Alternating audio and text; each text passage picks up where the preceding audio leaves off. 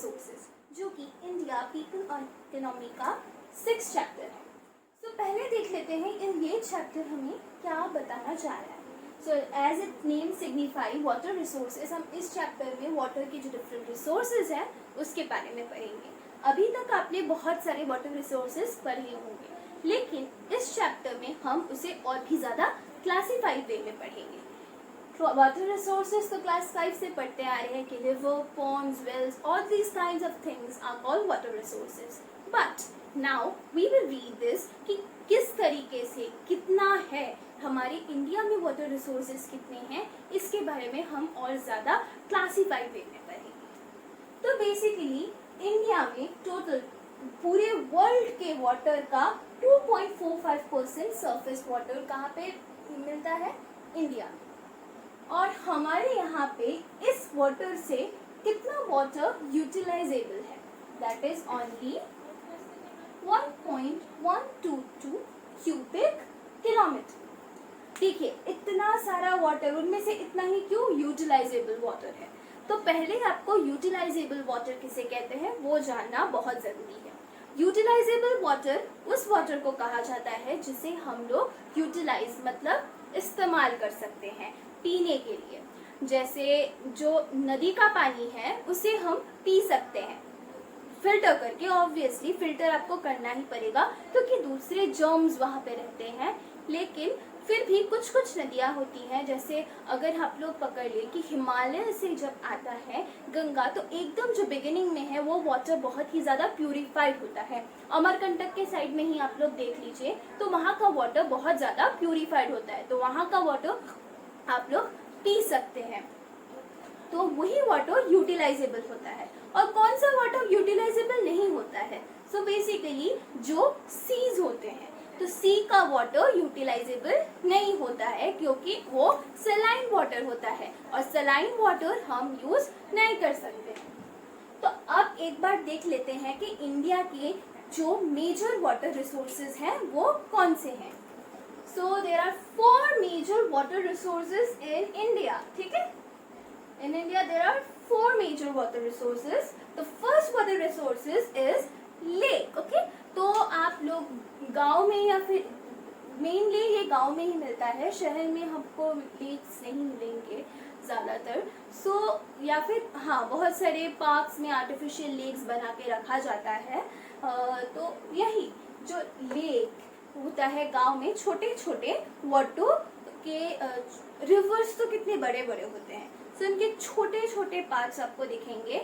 May be एक circle सा बड़ा सा है, वहाँ पे वाटर है, वहाँ थोड़ा सा ग्रीनिश वाटर, स्लाइमिश वाटर रहता है, आपको वहाँ पे मिलेगा। उसी की तरह पॉन्ड होता है। पॉन्ड, लेक दोनों का थोड़ा साइज का डिफरेंस होता है। सो ये दोनों जो चीज़ है वो आपको विलेज एरिया में मेनली मिलता है,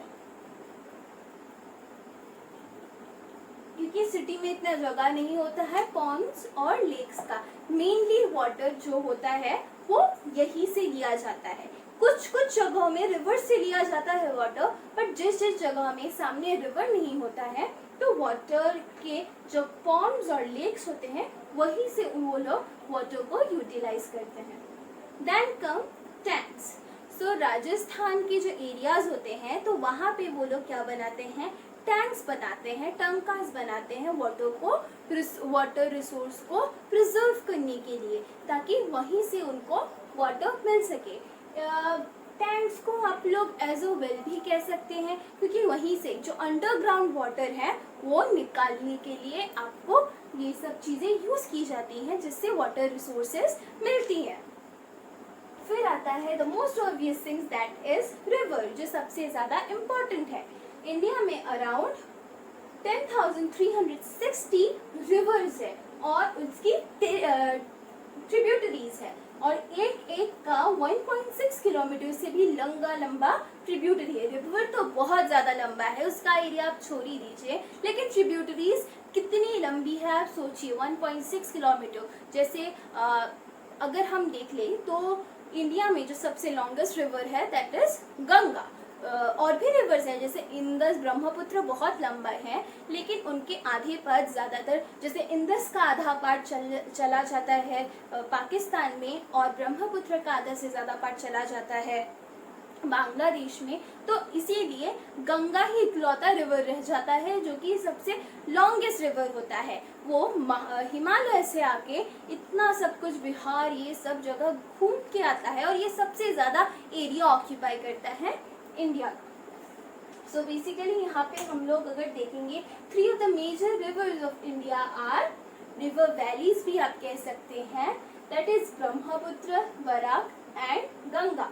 These are the 3 river valleys of India जो कि बहुत ज़्यादा फर्टाइल है, और इन्हीं रिवर वैलीज में लोग रहना पसंद करते हैं ताकि उनको इजीली वाटर एक्सेस हो, वहीं सबसे ज़्यादा यूटिलाइजेबल वाटर मिलता है।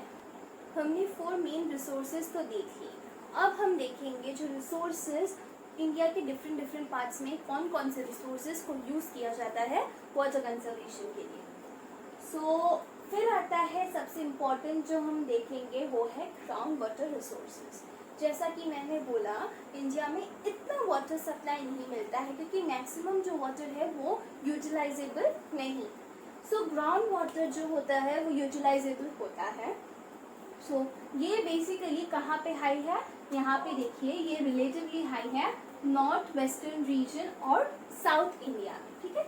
तो नॉर्थ वेस्टर्न रीजन आपका सबसे पहले जो सबसे बड़ा एग्जाम्पल है राजस्थान। राजस्थान में आपने देखा होगा कि वहाँ पे वाटर सप्लाई जो है वो कम होती है, ठीक है। जो इनलैंड वाटर कहा जाता है अगर हम लोग कहें तो वो बहुत ज़्यादा कम है। तो वहाँ के लोगों को वाटर कहाँ से मिलता है, वहाँ के लोगों को ग्राउंड वाटर मिलता है। और वो लोग कैसे उसको प्रिजर्व करते हैं, मेनली वो लोग टंकास में उन वाटर को ग्राउंड से निकाल के प्रिजर्व करके रखते हैं ताकि वो बाद में यूज़ कर सके।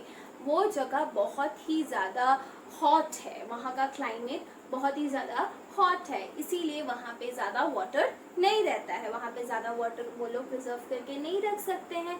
और अगर लेक का ही वाटर आप लोग पकड़ लीजिए तो इतना ज़्यादा गर्मी रहता है कि वो पूरा लेक का वाटर अगर कोई रहता है तो वो सूख जाता है। इसीलिए जो ग्राउंड वाटर है वो सबसे ज़्यादा इम्पोर्टेंट जो है, वो वाटर सूखता नहीं है। सेकेंड है वो वाटर ठंडा रहता है, ठीक है। तो इन जगहों से ये लोग वाटर निकाल के यूज़ करते हैं। दूसरे स्टेट्स है पंजाब, ठीक है। पंजाब और हरियाणा में ग्राउंड वाटर रिसोर्सेज मेनली किस लिए काम आते हैं, वहाँ पे तो प्लेंटी ऑफ वाटर है ना। आप लोग देखेंगे वहाँ से तो इंदस बह के जा रहा है, वहाँ पे तो इंदस के पास है, तो फिर किस लिए प्रॉब्लम हो रही होगी। नहीं, ये जो ग्राउंड वाटर रिसोर्सेज हैं वहाँ पे इरिगेशन के काम में आते हैं। पंजाब और हरियाणा अपनी जो कल्टीवेशन है, जो एग्रीकल्चरल टेक्नोलॉजीज है, इनके लिए बहुत ज़्यादा मशहूर है। स्पेशली उनका जो इरिगेशन सिस्टम है वो सबसे ज़्यादा अच्छा है। टेक्नोलॉजी का तो वहाँ पे काम है ही, टेक्नोलॉजी ने तो बहुत ज़्यादा हेल्प किया है, लेकिन जो मेन मटेरियल्स है, जिसके साथ जो मेन चीज़ें हैं, जिसके हेल्प से हम लोग टेक्नोलॉजी के हेल्प से जिनको हम लोग मॉडिफाई कर सकते हैं, तो मेन जो चीज़ है वो है वाटर। इसी से हम लोग इरिगेशन टेक्नोलॉजी को डेवलप कर सकते हैं। सो वहाँ पे ग्राउंड वाटर मिलता है, इसीलिए वहाँ का इरिगेशन जो सिस्टम है वो बहुत ज़्यादा अच्छा है। मतलब वाटर और टेक्नोलॉजी को मिक्स करके उन्होंने क्या किया, अपना इरिगेशन सिस्टम बढ़ाया है, तो इसीलिए वहाँ के क्रॉप्स बहुत ज़्यादा अच्छे होते हैं। फिर आता है तमिलनाडु। तमिलनाडु का जो ग्राउंड वाटर सिस्टम है, इवन आप लोगों ने ये सुना होगा या नहीं कि वहाँ पे रेन वाटर हार्वेस्टिंग का भी बहुत ज़्यादा कल्चर है। तमिलनाडु में बहुत ज़्यादा बारिश होती है, अगर गर्मी पड़ती है तो बहुत ज़्यादा गर्मी होती है। सो इसीलिए वहाँ का जो ग्राउंड वाटर है वहाँ पे भी एग्रीकल्चर और कल्टीवेशन बहुत ज़्यादा हाई है।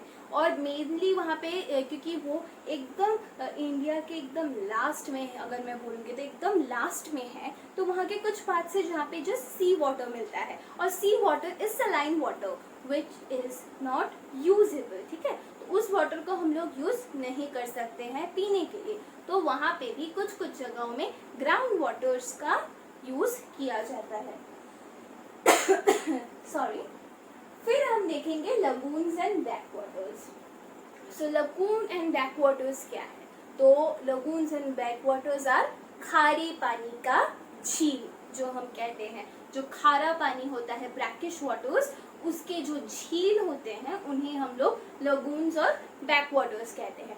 जब एक फॉर एग्जाम्पल एक जो सी है वो बह के जा रहा है और वहाँ पे बहुत ज़्यादा प्रेशर रहता है, सो वो प्रेशर से कुछ कुछ सी के जो पार्ट हैं वो कट के बाहर निकल जाते हैं। तो वो जो छोटे छोटे पार्ट्स होते हैं सी के, वो उनमें बहुत ज़्यादा खारा रहता है, मतलब जो ब्रैकिश रहता है उनका वाटर, ठीक है। तो वो छोटे छोटे पार्ट्स रह जाते हैं, उन्हें कहते हैं लगून्स एंड बैक वाटर्स, ठीक है। तो ये बेसिकली केरला, उड़ीसा एंड वेस्ट बंगाल में ज़्यादा मिलता है। तो केरला में भी देखिए वहाँ से इंडियन ओशन बहता है, तो इंडियन ओशन का पार्ट लगून बन जाता है। उड़ीसा एंड वेस्ट बंगाल में तो बे ऑफ बंगाल के जो पार्ट्स है वो रह जाते हैं, ठीक है। आपने यहाँ पे देखे। अब ये वाटर्स किस लिए यूज होते हैं? Okay, obviously these waters can not be used, this water can not be utilized as drinking water ना, बिकॉज ये लोग बहुत ज़्यादा, ये सब वाटर्स बहुत ज़्यादा खारे होते हैं, तो इसीलिए इनको यूज़ किया जाता है फिशिंग के लिए, इरिगेशन के लिए। तब इरिगेशन, फिशिंग तो फिश तो वहाँ पे सर्वाइव कर जाएगी, इरिगेशन के लिए किस टाइप के क्रॉप्स पे इसे यूज़ किया जाता है? सो इरिगेशन के लिए वो लोग बेसिकली पैडी क्रॉप्स और कोकोनट्स पे कहते हैं। अब आप लोग जानते ही हैं कोकोनट्स कहाँ का फेमस है, ऑब्वियसली केरला का कोकोनट्स बहुत फेमस है। तो केरला में जो कोकोनट्स ग्रो किए जाते हैं वो इन्हीं ब्रैकिश वाटर्स के थ्रू ग्रो किया जाता है। और पैडी क्रॉप उड़ीसा और वेस्ट बंगाल में बहुत मिलता है, कोकोनट्स भी मिलते हैं ऑब्वियसली। तो ये सारी चीजें इनके इरिगेशन को और भी ज्यादा अच्छा बना जाता है। अब हम देखेंगे water demand and utilization. Water का डिमांड तो हर जगह बहुत ज़्यादा है, और जब तक हम इसे यूटिलाइज करने का जो प्रॉपर वे है वो नहीं सीख लेते हैं, तब तक वाटर वेस्ट होता रहेगा। और वाटर एक परमानेंट रिसोर्स नहीं है कि जो वो हमें मतलब कोई लिमिटलेस हम लोग यूज़ करते ही रहेंगे और वो हमको मिलता ही रहेगा। एक टाइम आएगा जब वाटर भी ख़त्म होगा।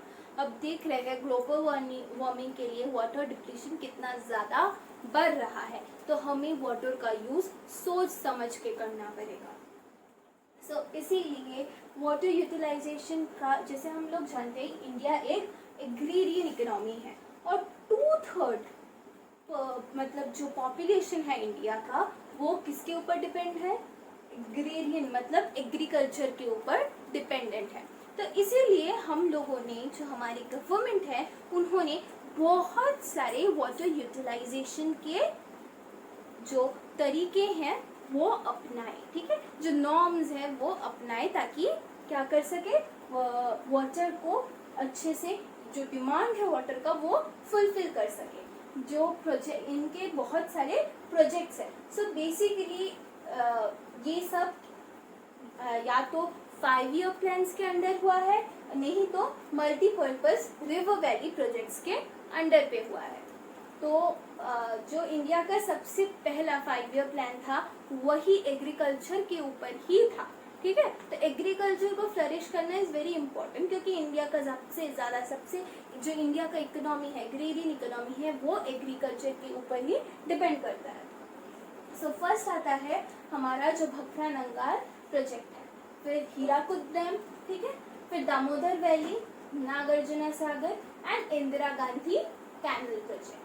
सो बेसिकली आप लोग इसका जो ये मल्टीपर्पज रिवर वैली प्रोजेक्ट्स है, डिफरेंट काइंड्स ऑफ डैम्स बनाएंगे, लेकिन जो सबसे इम्पोर्टेंट है, ये आप लोग इस बुक के लास्ट तक पढ़ेंगे, वो है इंदिरा गांधी कैनल प्रोजेक्ट, ठीक है। ये बहुत इंपॉर्टेंट है, कि इस चैप्टर में इसका इम्पोर्टेंस नहीं दिखाया गया है, लेकिन जब आप लोग क्लास में पढ़ेंगे तो कुछ जो प्रोजेक्ट है उनको एनालाइज करने के लिए दिया गया है। तो ये बेसिकली बीकानेर के साइड से हो रहा है। ये यहाँ पे जो इंदिरा गांधी कैनल प्रोजेक्ट है, वहाँ पे कैनल्स बनाए गए हैं, आर्टिफिशियल कैनल्स बनाए गए हैं, ताकि वहाँ का जो एग्रीकल्चर है वो फ्लरिश किया जाए। क्योंकि हम लोग जानते हैं कि वहाँ पे बीकानेर के साइड में वाटर रिसोर्सेज बहुत ही ज़्यादा कम है, इसीलिए वहाँ पे ये कैनल प्रोजेक्ट बनाया गया है ताकि वाटर रिसोर्सेज को अच्छे से यूज़ किया जाए, क्योंकि हम लोग जानते हैं कि वाटर को अगर अच्छे से यूज़ नहीं किया, अच्छे से यूटिलाइज नहीं किया जाएगा तो इंडिया में कितनी बड़ी प्रॉब्लम आ सकती है। क्योंकि आपने पहले देखा कि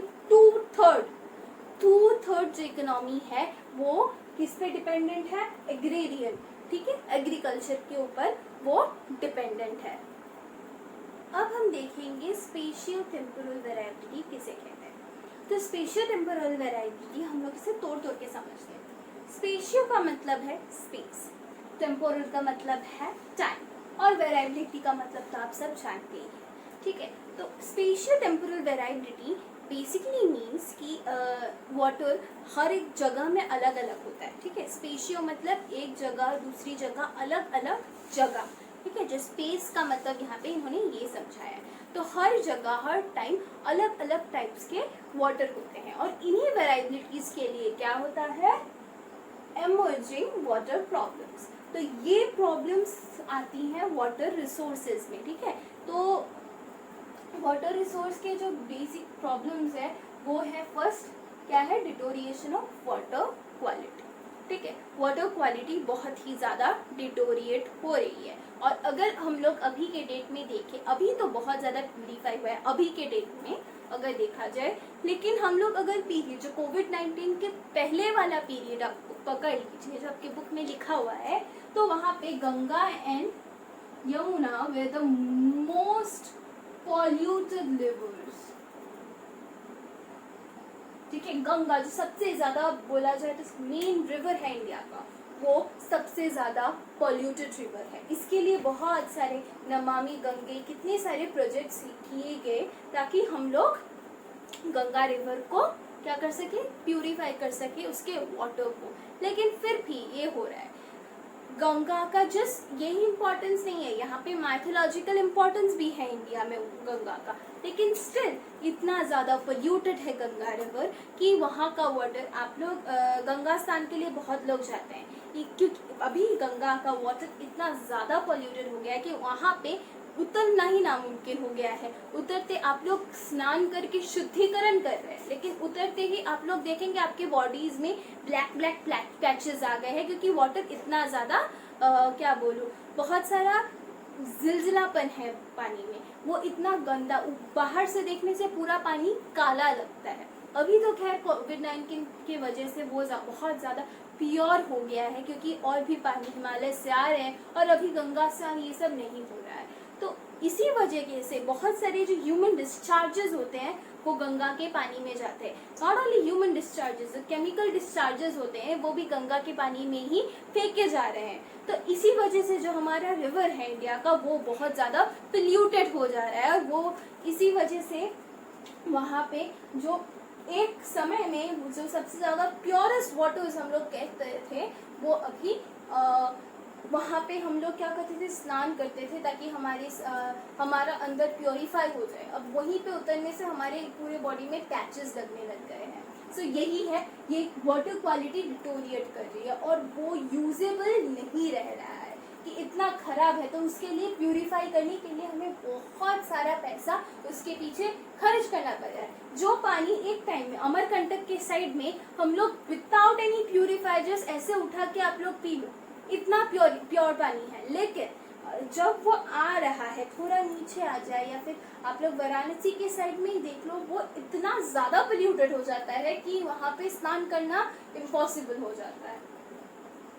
फिर हम लोग देखेंगे अभी ये जो पार्ट है ये बहुत ज़्यादा इम्पोर्टेंट पार्ट है, ठीक है। तो ये पार्ट्स आप लोगों ने बहुत पहले भी कुछ पार्ट्स पहले भी सुने हैं और कुछ पार्ट्स आपके लिए न्यू भी है। सो बेसिकली अब इतना ज़्यादा जो वाटर प्रॉब्लम्स हो रहे हैं इनको हम लोग कैसे सॉल्व करें, ठीक है। हर जगह वाटर रिसोर्सेज तो अवेलेबल नहीं है, तो हमको इसे सॉल्व कैसे करना चाहिए, ये कैसे हम लोग मैनेजमेंट कैसे करें कि सबको वाटर इक्वली अवेलेबल हो, सब लोग वो वाटर यूटिलाइज कर सकें।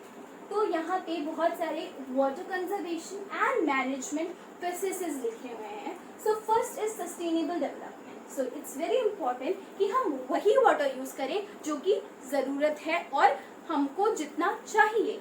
बिना बेतुका वाटर लेके ऐसे ही इस्तेमाल कर दिया। जैसे सबके घर में आजकल क्या है, टैप अवेलेबल है, जितना पानी चाहिए उतना ही पानी लीजिए, बिना बेतुका पानी वेस्ट मत कीजिए। जैसे आप लोग ब्रश कर रहे हैं तो ब्रश करने के वक्त पहले आपने ब्रश धो लिया, फिर ब्रश कर रहे हैं, और उस टाइम भी अगर आपने वो टैप खोल के रखा तो वो जो पानी वेस्ट हो रहा है वही उसको क्या कहेंगे हम लोग, वो सस्टेनेबल डेवलपमेंट नहीं, वो सस्टेनेबल मैनेजमेंट नहीं है वाटर का। सिर्फ उतना ही वाटर यूज करो जितना आपका ज़रूरत है, ताकि वो वाटर फ्यूचर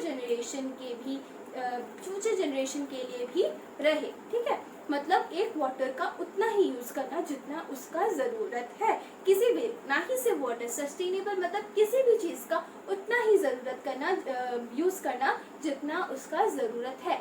बिना जरूरत के ज्यादा यूज करना, ओवर यूज करना गलत बात है। तो इसीलिए हमें हमेशा हर चीज का सस्टेनेबल मैनेजमेंट करके ही यूज करना चाहिए।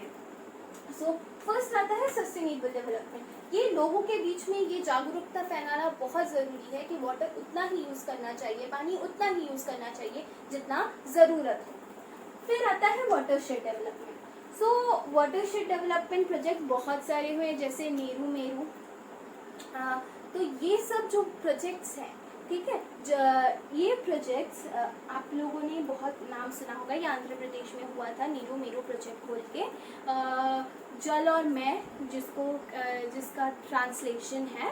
तो ये सब प्रोजेक्ट्स जो है उसमें ये सिखाया गया है कि वाटर को कैसे कंजर्व किया जाए। वाटर जैसे टंकाज एंड ये सब जो बातें हैं, ये हम लोग क्या करते हैं, जब रेन वाटर हार्वेस्टिंग करते हैं उस टाइम हम लोग वाटर को इसमें हार्वेस्ट करके रखते हैं। ये उस जगह में यूज़ किया जाता है जहाँ पे रेन की कमी होती है या फिर जहाँ पे बहुत ज़्यादा रेन होता है, ताकि वाटर भी वेस्ट ना जाए और वो उनका भी एक स्टॉक में वाटर रहे।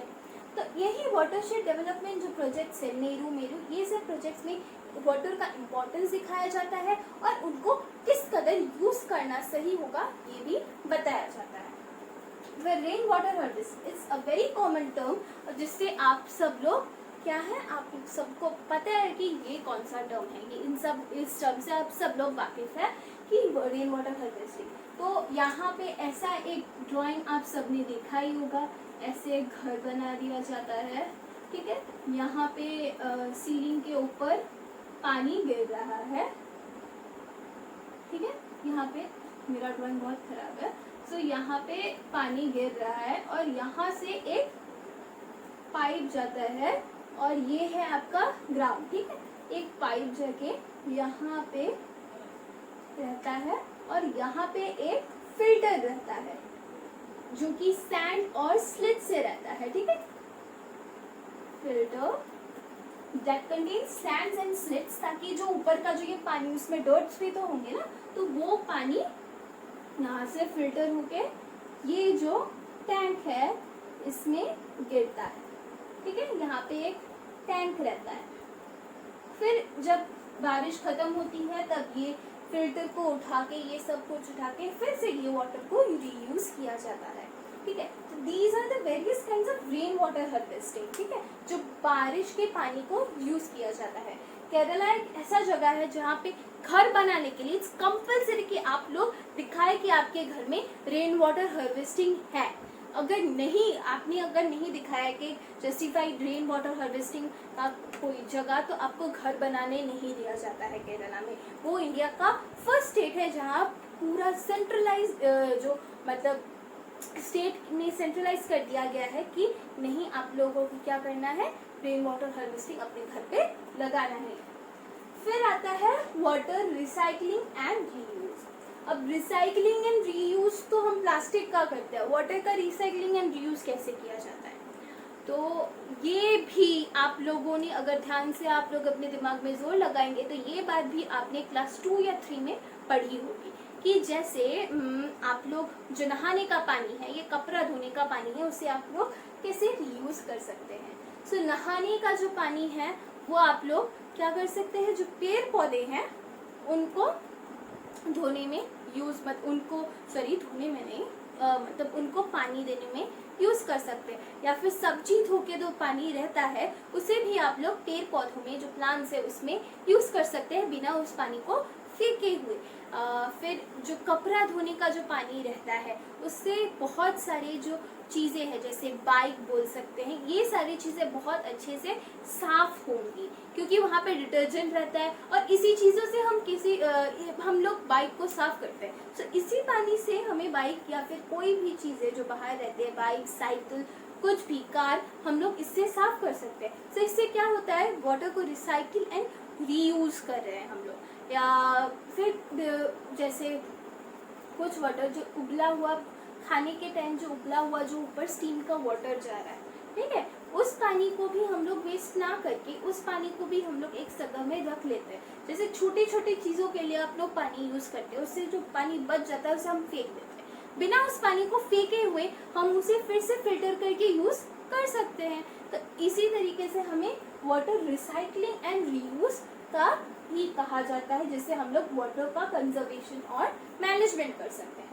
सो पहले NYP जो हुआ था, नेशनल पॉलिसी ऑफ वाटर जो है वो 2002 में हुआ था। तो यहाँ पे जो बताया गया था कि कैसे हम लोग वाटर को कंजर्व कर सकते हैं, हम लोग कैसे, जैसे 2002 में बहुत सारे जो रिफॉर्म्स किए गए थे रिलेटेड वाटर कि वाटर का इम्पोर्टेंस कैसा है, हम लोग कैसे वाटर को कंजर्व कर सकते हैं, कैसे वाटर को, जो वाटर का नीड है वो लोगों के बीच में डिफरेंट सेमिनार्स के थ्रू उनको समझाया गया था। एग्रीकल्चरल इकोनॉमी है हमारे इंडिया का, एग्रेरियन इकोनॉमी है और एग्रीकल्चर में वाटर का यूज़ बहुत ज़्यादा होता है। तो उसके लिए हमें डोमेस्टिक यूज़ और एग्रीकल्चरल यूज़ के वाटर्स को अलग अलग रख के इक्वली प्रोपोर्शन में यूज़ करना होगा, ताकि दोनों अमाउंट पे हमारा जो वाटर रहता है वो एग्जैक्टली सेम रहे।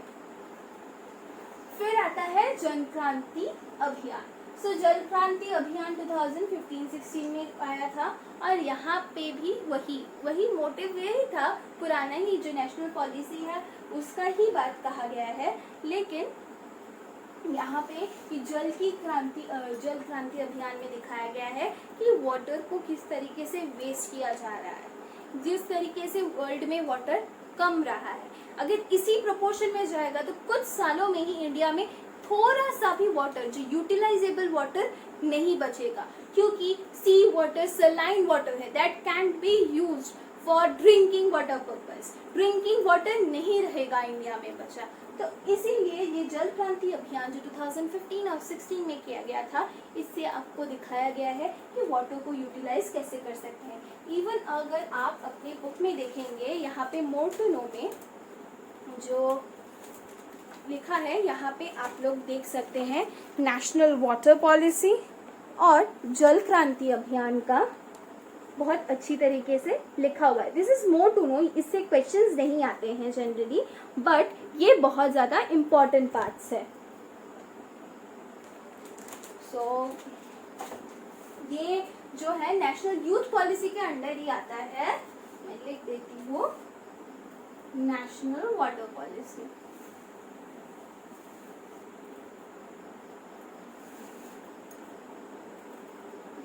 ऊपर ही लिख जाओ, national water policy that comes in